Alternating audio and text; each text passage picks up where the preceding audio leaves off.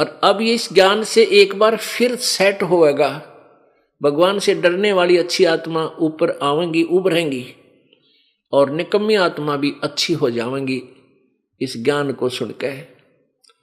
कोई किसी को दुखी नहीं करेगा, कोई लूटे खसोटे नहीं गा, उनको पता लग जाएगा किसके लिए कर रहा हूं, और करूंगा तो फिर पाप भी मुझे भोगने पड़ेंगे। किसी का कोड लग रहा है, किसी की आंख फूट गई, किसी का कैंसर हो गया, किसी की जीभ कट गई, किसी का हाथ कटा पड़ा है, ये पाप कर्मों के परिणाम है। फिर जब को ये पता हो जाएगा कि ये ऐसे जो हमें आपदाएं आती हैं ये हमारे पाप कर्मों से आती है, फिर कोई बुरा नहीं कर सकता। अनजानपने में हाथ जला रहे हैं हम, अनजानपने में नंगे तार को, बिजली के तार को जिसमें करंट होता है उसको भी छू लेता है बालक, और मृत्यु को प्राप्त हो जाता है।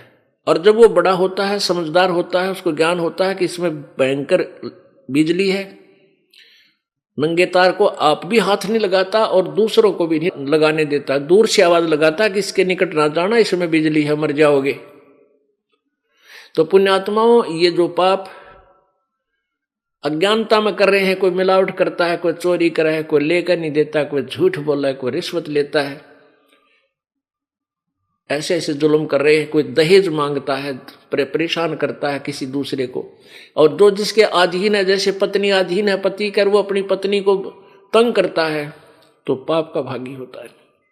ऐसे ही जो जिसके अधीन है, वो तगड़ा आदमी नीचे वालों को परेशान करता है, उसको बहुत बुरा हाल होता है। तो फिर हमने डर लगेगा कि आत्मा परमात्मा की है, और इनको हम दुखी करेंगे तो प्रभु हमसे नाराज हो जाएगा, क्योंकि उसके बालक हैं ये उस धनी के बच्चे हैं। धनी के बच्चों को कोई तंग करता है तो उसकी फिर शात आया करे, उसकी खूब पिटाई करता है वो, तो फिर हमने डर लगेगा, फिर हम गलती नहीं करेंगे। पंजा दस्त कबीर का सिर पर रखो हंस, यम किंकर चंपे नहीं उधर जाते है वंश। दर्द बंद दरबे से है सतगुरु पुरुष कबीर, नाम लिए बंद छूटे है और टूटे यम जंजीर। सतगुरु पुरुष कबीर हैं 3 लोक तत्सारे, कोट 49 परछे भी 14 भवन उधार। सतगुरु पुरुष कबीर हैं 3 लोक तत्सारे, 2 4 की क्या चले ये उधार हंस अपार। सतगुरु पुरुष कबीर हैं 4 युग परवान, झूठे गुरुआ मर गए ये हो गए भूत मसान। गरीब झूठे गुरु के आश्रय कदे न उधरे जीव, सच्चा पुरुष कबीर है आद्य पुरम गुरु पीव। गरीबदास जी बता रहे हैं कि पंजा दस्त कबीर का सिर पर रखो हंस, और जम किंकर चंपा ने यम के दूत तुम्हारे निकट नहीं आएंगे, भूत प्रेत कभी निकट नहीं आएंगे, और तुम्हारा पूरी वंश आने वाली पीढ़ियां भी पार हो जाएंगी, इसके चरणों में लगे रहना। पंजा दस्त कबीर का सिर पर रखो हंस। अब कबीर जी का पंजा हमारे सिर पर कैसे रहेगा? जब लग हंसा हमरी आना, काल लगे ना तुमरा बाना। जब तक हम कबीर परमेश्वर की मर्यादा में रहेंगे, उनके नियम में बंधे रहेंगे, मर्यादा का पालन करेंगे, नाम खंड नहीं करेंगे, तो उनका पंजा आपके सिर पर बना रहेगा। यदि आप नामखंड कर दोगे तो फिर काल आपको नहीं बख्शेगा। पंजा दस्त कबीर का सिर पर रखो हंस, ये यम किंकर चंपे नहीं उधर जाते है वंश। सतगुरु पुरुष कबीर का विखम पंथ बैराट, शिवसन का दिक ध्यावे ही मुनिजन जो है बाट। लख लख योजन उड़त हैं ये सुर नर मुनिजन संत, ऊंचा धाम कबीर का है कोई न पावे अंत। कहते हैं समाधि लगा लगा के ये ऋषि जन न जाने कितनी ऊंचाई तक इनकी समाधि पहुंच जाती है, लाख लाख योजन तक पहुंच जाते हैं, लेकिन परमात्मा के महल में इन समाधियों से नहीं जाया जा सकता। उसका तरीका न्यारा है। अब क्या बताते हैं कि जब धर्मराज के दरबार में परमात्मा के साथ गरीबदास जी गए तो आंखों देखा हाल बोल रहे हैं धर्मराय दरबार में देई कबीर तलाक, मेरे भूले चूके हंस को तू पकड़िए मत कजाक। ओह, धर्मराज के दरबार में परमेश्वर जाकर बोले कि ए धर्मराय, ओ कजाक, यानी जैसे डांट मारा कर नीचे वाले अधिकारी पर बड़ा अधिकारी कजाक कहते हैं। और निकम्मे और डफरमैन, मेरी बात सुन ले, धर्मराज को परमात्मा ऐसे बोल रहे हैं। धर्मराय दरबार में देई कबीर तलाक, मेरे भूले चौके हंस को तू पकड़िए मत कजाक। कि मेरा कोई हंस है जिसने मेरा नाम ले रखा है, उसको तू पकड़, उसको तू हिसाब मत करना, उसका कोई अकाउंट नहीं करेगा। फिर धर्मराज क्या बोला, बोले पुरुष कबीर से धर्मराय कर जोड़, हाथ जोड़कर न्यायाधीश बोला, तुमरे हंस न चंपा हूं मन 2 लाख करोड़। आपके जो उपदेशी हैं, आपकी शरण में जो आ गए आपके हंस, उनको मैं नहीं पकड़ूंगा, ना उनका कोई अकाउंट करूंगा। मन 2 लाख करोड़, लाख तौबा है मेरी। फिर प्रश्न करता है विनम्रता से धर्मराज, कहता है कि भगवान, जिसने आपकी शरण में आने से पहले शराब पी रखी, चोरी कर रे डाके मारे, जीवन साकी ये मांस खाए, उनके तो बैड अकाउंट मेरी बही में लिखे हैं, मेरे अकाउंट में, उनको तो मैंने सजा देनी पड़ेगी, ये मेरी मजबूरी है प्रभु। परमात्मा बोले, ये कर्म भ्रम ब्रह्मंड के मैं पल में कर दूं नेस, इन पे ऐसे कलम मार दूंगा, काट दूंगा, और जिन हमरी 2 दिसो करो हमारे पेश। जिसने मेरा नाम बता दिया कि मैं कबीर साहब का अनुयायी हूं और भूल भटक कर तुम मुझे यहां ले आए हो, कहते हैं उसका अकाउंट मत करना। और उसने जो मेरी शरण में आने से पहले जो गलतियां कर रखी उनको मैं कैंसिल कर दूंगा, खत्म कर दूंगा, उन पापों को काट दूंगा, तेरे अकाउंट से भी निकाल दूंगा, फिर तुझे कोई बोधरेशन नहीं रहेगी। अब क्या कहता है, मद आहारी जारी नरा जो भांग तमाखू खाही, परदारा पर घर तक हैं जिनको लो अकनाही। धर्मराय विनती करे सुनियो पुरुष कबीर, जिनको निश्चय पकड़ूंगा जड़नी पड़े जंजीर। कर्मों से तीरथ थे अब हैं जो शरण कबीर, जिनको निश्चय मारू हूं काढ़ो बल तकसीर। कि पहले तो सब कर्म किया करते थे, अब जो आपकी शरण में आगे उनके लिए दंड तो प्रभु मैंने देना पड़ेगा।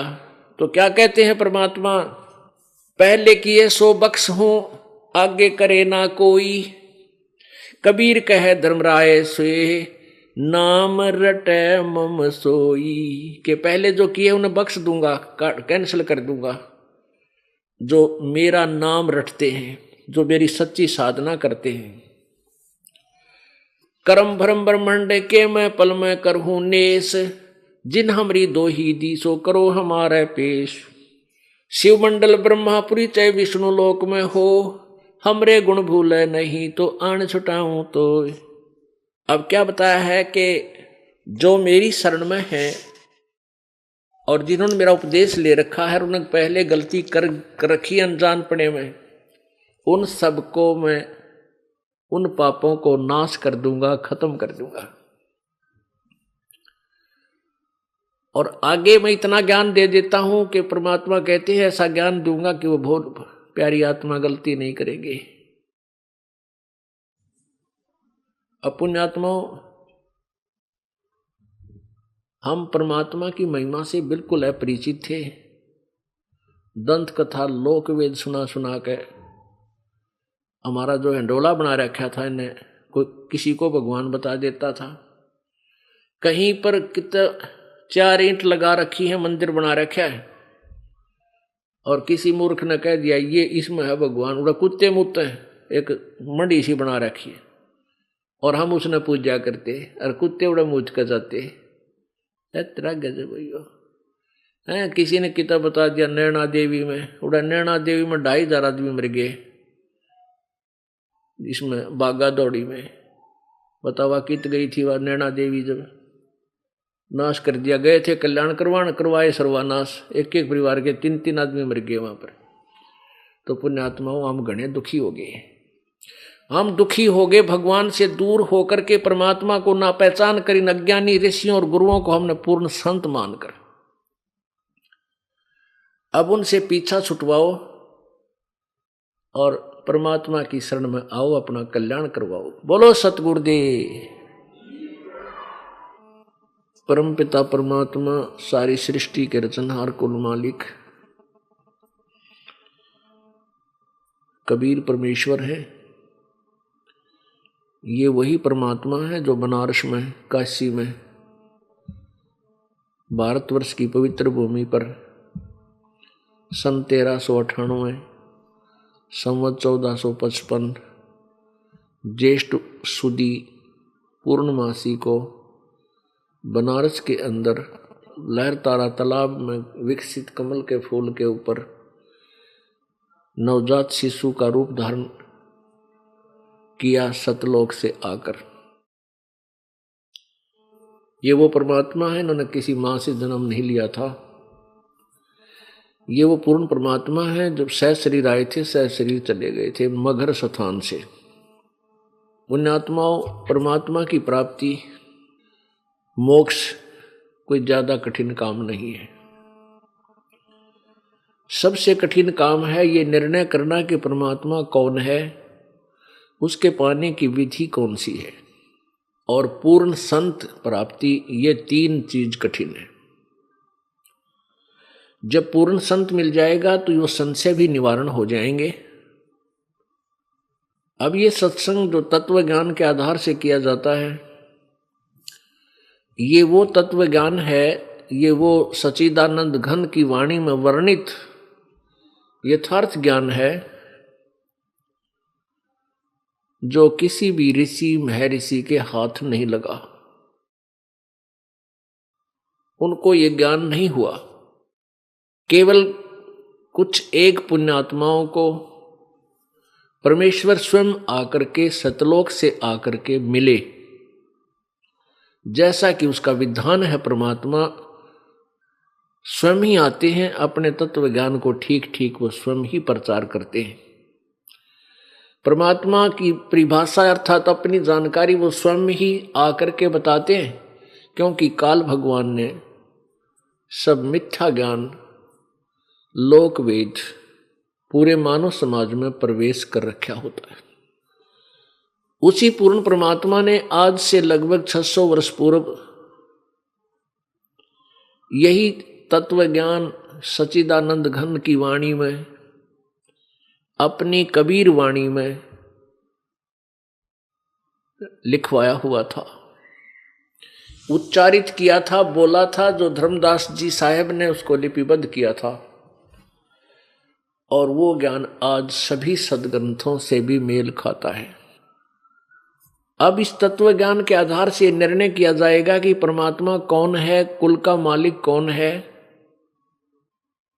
और उसके पाने की विधि क्या है। ये स्पष्ट हो जाने के बाद फिर परमात्मा का पाना कठिन नहीं, क्योंकि परमात्मा की भक्ति बहुत ही साधारण है, जिसको प्रत्येक वर्ग कर सकता है। गरीब से गरीब कर सकता है, बीमार कर सकता है, रोगी और स्वस्थ सभी भगवान को प्राप्ति कर सकते हैं। लंगड़े लूले जो भी हैं वो परमात्मा प्राप्ति कर सकते हैं। ये निर्णय होते ही कि परमात्मा ये है, कबीर देव है, कबीर भगवान, और यही पूजा के योग्य है, इसके पाने का ये मंत्र है, और पूर्ण संत से ही मंत्र प्राप्त करके भक्ति की जाती है। ये तीनों चीज मिलने के बाद, स्पष्ट हो जाने के उपरांत, चलते फिरते, बैठ के, लेट के, सफर में, यात्रा में आप उस नाम का जाप करते रहिए। और गुरु मर्यादा में चलिए, जो भी धर्म क्रियाएं बताई हैं वो करते रहिए। सभी ने प्रमाण दिया है कि राम नाम रटते रहो जब तक घट में प्राण, कभू तो दीन दयाल के भनक पड़ेगी कान। ये तो सूक्ष्म वेद कबीर परमेश्वर के द्वारा दिया गया ज्ञान में लिखा है कि परमात्मा की प्राप्ति का जो मंत्र है वो राम का नाम है। उस राम नाम को अंतिम श्वास तक जाप करते रहिए और कभी तो परमात्मा की कृपा होगी, आपको सीने से लगाकर अपनी प्यारी आत्मा अपने बच्चे को सतलोक ले जाएगा। इसी का प्रमाण पवित्र गीता जी अध्याय नंबर 8 के श्लोक 13 में कहा है। गीता ज्ञान दाता कहता है, ब्रह्म की मेरी साधना का ओम इति एक अक्षरम ब्रह्म व्यवहारन माम अनुशमरन यह प्रयाति तजम देहम सयाति परमाम गतिम। अब स्पष्ट क्या है कि मेरा एक ओम नाम है मुझ ब्रह्म का, माम ब्रह्म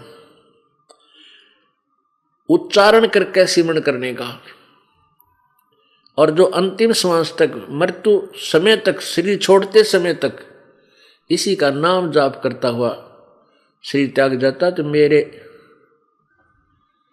वाली गति को प्राप्त होता है, परम गति को प्राप्त होता है। गीता जी अध्याय नंबर 8 के श्लोक 5 और 7 में गीता ज्ञानदाता ये ब्रह्म श्री कृष्ण जी में प्रवेश करके बोल रहा है। ये कहता है कि मेरी साधना कर मुझे ही प्राप्त होगा, युद्ध भी कर और सिमरण भी कर। अब इससे सिद्ध है कि ये सब क्रियाएं काम करते करते अपना जैसा भी जिसका कर्म है उस कर्म को करते करते परमात्मा की प्राप्ति करनी है, नाम जाप से होगी। अब युद्ध से कठिन काम कोई नहीं होता। और कहता युद्ध भी कर मेरा सिमरण भी कर, यानी अपना काम भी करो और मंत्र का जाप भी करते रहो। फिर गीता जी अध्याय नंबर 8 के ही श्लोक नंबर 8, 9 और 10 में उस पूर्ण परमात्मा की भक्ति बताई है कि जो उसकी भक्ति करता है उस पूर्ण परमात्मा सच्चिदानंद घन उस देव पुरुष की जो साधना करता है पूर्ण परमात्मा की, उस भक्ति की कमाई से उसको प्राप्त होता है। और उस परमात्मा की साधना करने का कौन सा मंत्र है? गीता जी अध्याय नंबर 17 के श्लोक 23 में ओम तत्सत इति निर्देश ब्रह्मण त्रिविध समर्थ है। उस ब्रह्मण माने सच्चिदानंद घन परमात्मा यानी पूर्ण परमात्मा की भक्ति का केवल 3 मंत्र के जाप का सिमरण करने का आदेश है, निर्देश है, और वो 3 विधि से किया जाता है। ओम तत्सत, ओम ब्रह्म का जाप है, ये तत् और सत ये सांकेतिक है। ओम तत्सत कोई जाप नहीं है। तत् और सत ये सांकेतिक है। इनको तत्वदर्शी संत बताएगा। गीता जी अध्याय नंबर 4 के श्लोक 34 में कहा है कि उस तत्व ज्ञान को जिसमें बहुत प्रकार के धार्मिक अनुष्ठानों का विवरण है, यथार्थ भक्ति की विधि है, उसको तू तत्वदर्शी संतों के पास जाकर समझ, उनको दंडवत प्रणाम करने से, कपट छोड़कर प्रश्न करने से वो तत्वदर्शी संत तुझे उस तत्व ज्ञान का परमात्म तत्व की जानकारी देंगे, तत्व ज्ञान सुनाएंगे।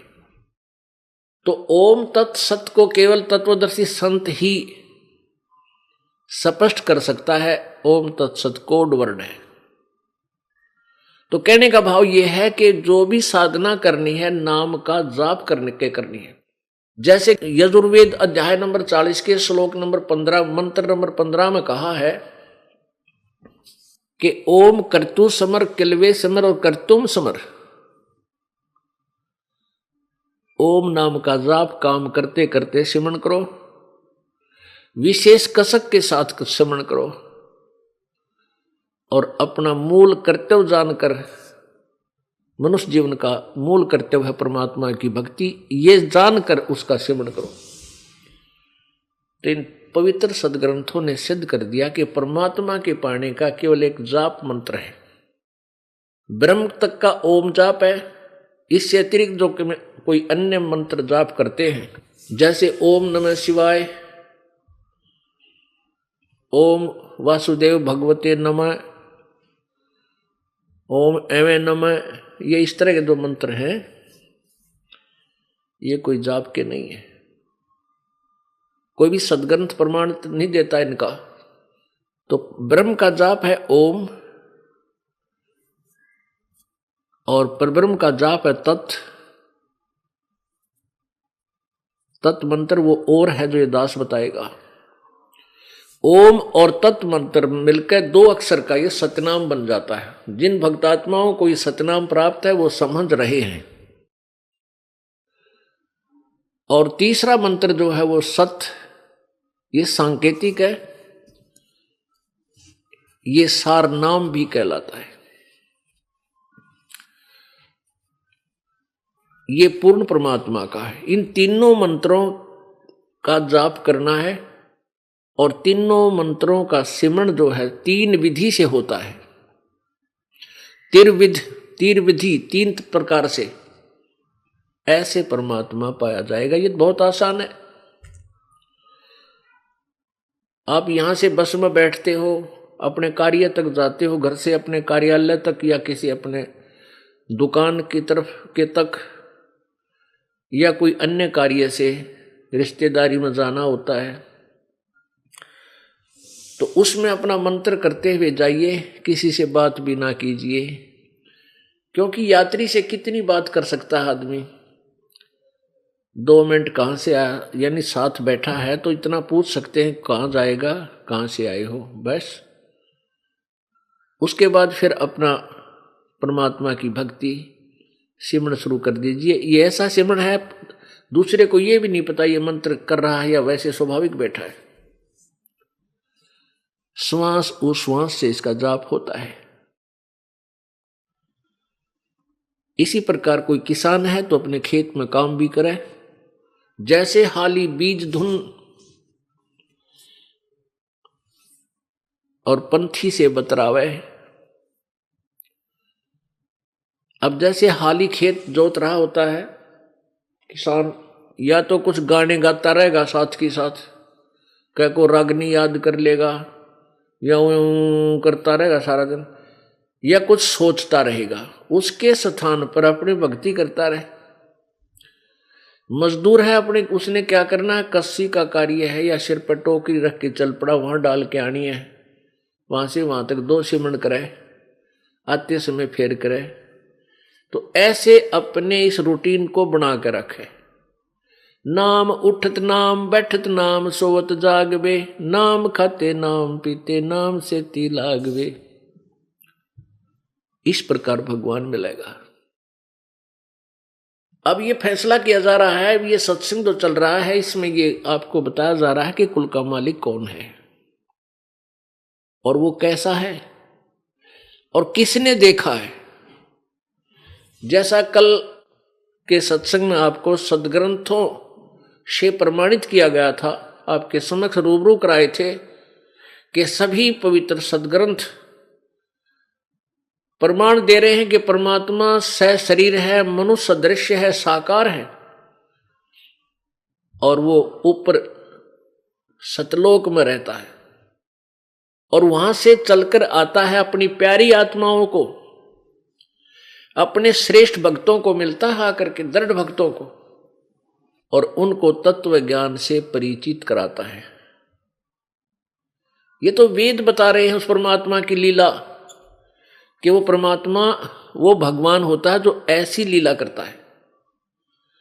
और परमेश्वर ने स्वयं कहा था कबीर जी ने कि वेद मेरा भेद है,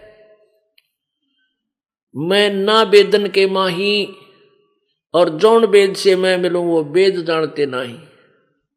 वेद, ये चारों वेद, ऋग्वेद, यजुर्वेद, अथर्ववेद और सामवेद, ये चारों वेद परमात्मा कबीर जी की महिमा से परिपूर्ण है, उस पूर्ण परमात्मा की महिमा से परिपूर्ण है। लेकिन इन चारों वेदों में परमात्मा कबीर भगवान पूर्ण परमात्मा के पाने की विधि नहीं है। इसलिए परमात्मा कबीर जी अपनी वाणी में कहते हैं कि ये चारों वेद मेरा ही भेद बता रहे हैं, पर मैं मिलो वेदन से नाही, मैं इन चारों वेदों में वर्णित विधि से मैं प्राप्त नहीं हो सकता। और जौन वेद से मैं मिलूं वो वेद जानते नहीं, जिस वेद से मैं मिलूं, यानी सूक्ष्म वेद से, परमात्मा कबीर जी के पाने की विधि उसमें लिखी है, तो वो चारों वेदों में नहीं है, वो ये वेद जानते ना। आज सुबह के सत्संग में आपको ज्ञान दिया था, जानकारी दी थी कि आदरणीय गरीबदास साहिब जी को परमात्मा मिले। उन्होंने सतलोक में परमेश्वर के दर्शन किए और वही परमात्मा छुडानी गांव में, जिला झज्जर, हरियाणा प्रांत, भारतवर्ष में, वो सशरीर आए थे जिंदा महात्मा रूप बना के, और अपनी प्यारी आत्मा, उस श्रेष्ठ आत्मा, अपनी उत्तम आत्मा गरीबदास जी को मिले। उनको अपना भेद बताया, सचखंड दिखाया, फिर वापस छोड़ दिया। उस प्यारी आत्मा ने फिर आंखों देखा उस पूर्ण परमात्मा का ज्ञान अपनी एफिडेविट में, अपनी अमृत वाणी में, अपने अनुभव की वाणी में लिखा हुआ है। वो जो आपको ये दास रह रहकर सुनाता है, उस गरीबदास साहिब जी की अनुभव की वाणी परमात्मा प्राप्ति के उपरांत। तो परमात्मा कौन है, कैसा है, कैसे मिलता है, ये सारी विधि सब विस्तार से विवरण संत गरीबदास जी ने अपनी वाणी में लिखा है। अब आपके समक्ष एक गवाह आदरणीय संत गरीबदास जी महाराज हो गए कि कबीर इज गॉड, कबीर भगवान है और यही कुल का मालिक है, ये पूर्ण परमात्मा है।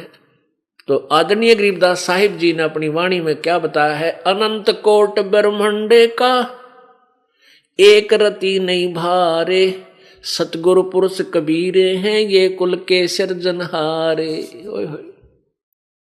अनंत कोटि ब्रह्मांड का वो ही रचने वाला है, और उसके ऊपर उनका इतना विभार नहीं है कि अपने वचन से, अपनी शब्द की शक्ति से इन सबको घुमा रखा है। सब चक्कर काट रहे हैं उस परमात्मा के एक वचन से, कैसे चलो तुम, ये अपने आप चल रहे हैं। अब आपके समक्ष दूसरे गवाह, वो प्यारी आत्मा जिनको परमात्मा प्राप्त हुआ, वो बताते हैं। आदरणीय दादू साहेब जी, दादू साहेब जी जब 7 वर्ष के थे, 7-8 वर्ष के बालक थे, बच्चों में खेल रहे थे, वहां एक बूढ़ा बाबा बनकर, यानी जिंदा महात्मा के रूप में परमात्मा प्रकट हुए। उनको तत्व ज्ञान से परिचित कराया और उस आत्मा को लेकर परमात्मा ऊपर सचखंड में गए, सतलोक दिखाया। उधर से दादू साहेब जी का शरीर अचेत हो गया, बेहोश हो गए, लेकिन मृत्यु नहीं हुई। आत्मा ऊपर चली गई, शरीर को जीवित रखा प्रभु ने।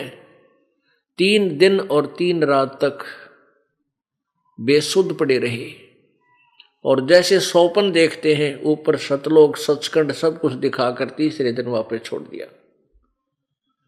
उसके बाद उस दादू साहेब जी ने, आदरणीय दादू साहेब जी ने परमेश्वर कबीर जी की कलम तोड़ महिमा गाई है।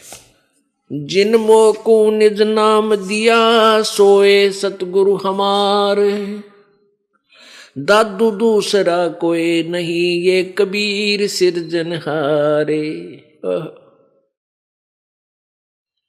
कहते हैं, दादू साहब कह रहे हैं कि जिन मोको निज नाम दिया, जिसने मुझे वो सही मंत्र दिया, निज माने खास, यथार्थ नाम दिया, और सोए सतगुरु हमार, दादू दूसरा कोई नहीं यो कबीर सिरजनहार। ओए होए, ये परमात्मा, ये बंदी छोड़। अब उस परमेश्वर के कितने गवाह हैं जिन्होंने परमात्मा को देखा है। आपके समक्ष उन सभी गवाहों की अमृतवाणी सुनाई जाएगी। दादू नाम कबीर की जय कोय लेवे ओटे, उनको कभू लागे नहीं ये काल वज्र की चोटे। दादू साहब कह रहे हैं कि जो नाम कबीर जी के सच्चे नाम की जो ओट ले लेगा पूर्ण संत से उपदेश लेकर, उसको काल के वज्र की चोट कभी नहीं लगेगी। अब काल का वज्र, वज्र माने एक भयंकर हथियार छोड़ दिया जाता था। वज्र होता था एक, जैसे आजकल मिसाइल होती है। कहते काल ऐसे गुप्त वज्र छोड़ देता है जिनके कारण जैसे कोई दुर्घटना होती है। अब काल के वज्र गुप्त कौन से हैं? जैसे दुर्घटना में एक ही परिवार के 3 आदमी मर गए, बता के बच्चा उस परिवार में। और किसी क्षेत्र में बाढ़ आ जाती है, हजारों की संख्या में व्यक्ति मृत्यु को प्राप्त हो जाते हैं। किसी क्षेत्र में भूकंप आ जाता है। आपने सुना होगा कहीं कोई एयर क्रैश हो जाता है, कोई हेलीकॉप्टर दुर्घटनाग्रस्त हो जाती है, कोई बसें दुर्घटना हो जाती है, कितने ट्रेन टकरा जाती है, या कहीं पर कोई ऐसा कोई बीमारी आ जाती है, कोई हार्ट अटैक होता है। ये काल के वज्र हैं। और जो परमात्मा कबीर जी की शरण में आ जाते हैं उनके ऊपर ये अटैक नहीं हो सकते। हम इसीलिए भगवान की खोज करते हैं। उनको अगर कोई बीमारी रोग हो जाता है वो भी ठीक होता है, परमात्मा ठीक कर देते हैं। तो इसलिए परमात्मा के विषय में दादू साहब कह रहे हैं कि उनको कभी लागे नहीं। दादू नाम कबीर की जय कोई लेवे ओठ। नाम की ओट का तात्पर्य है जैसे आपने परमात्मा की शरण ले ली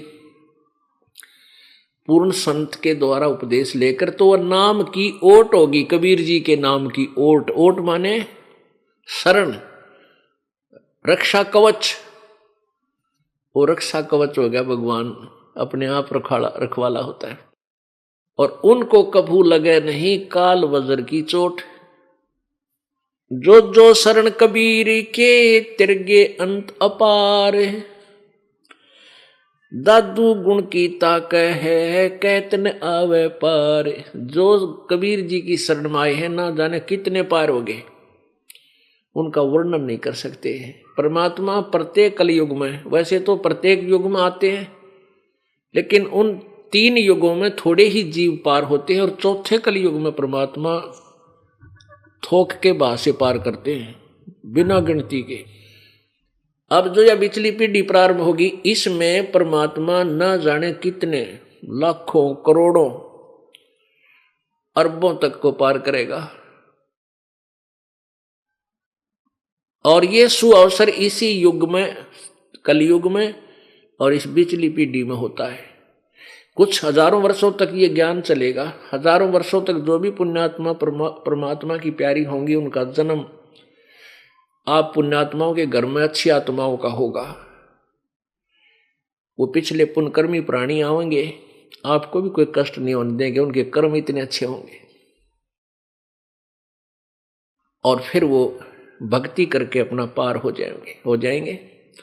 हजारों वर्षों के बाद फिर नास्तिकता फिर पनपेगी, लोग दुष्ट हो जाएंगे। अब देख रहे हो कितनी गिरावट आ गई है समाज में, भक्त मनुष्य समाज में जुल्म हुआ पड़ा गति। और अब इस ज्ञान से एक बार फिर सेट होएगा। भगवान से डरने वाली अच्छी आत्मा ऊपर आवेंगी, उभरेंगी, और निकम्मी आत्मा भी अच्छी हो जाएंगी इस ज्ञान को सुनकर।